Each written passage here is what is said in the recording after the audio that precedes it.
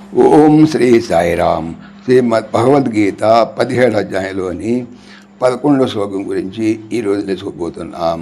సాయిరామ్. భగవానుడు గత శ్లోకంలో ఇలా తెలియజేశారు.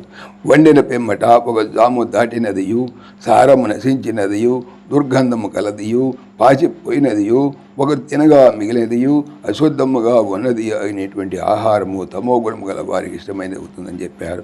అయితే ఈరోజు చెప్పేటువంటి 11వ శ్లోకంలో ఇలా తెలుపుతున్నారు.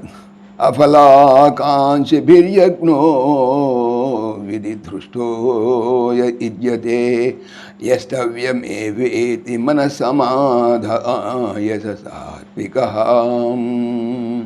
యష్టవ్యం ఏవా చేదగినదే ఇది అని మనసును సమాధానపరచి నిధిదృష్టా శాస్త్ర సమ్మతమగు యహ యజ్ఞ ఏ యజ్ఞము అఫలాకాంక్షభి ఫలాపేక్ష లేని వారి చేత ఇజ్యతే చేయబడుచున్నదో సహా అది సాత్వికమైనది భవతి అగుచున్నది.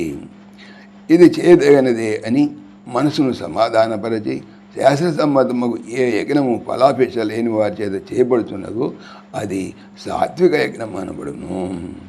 ప్రతి వాడును తాను చేయు కార్యము శాస్త్ర సమ్మతమైనదో కాదో బహుగా విచారించుకొని శాస్త్ర విరుద్ధమైన దాన్ని త్యజించి వేసి శాస్త్ర సమ్మతమైన దాన్ని గ్రహించవలెను. సాయిరామ్.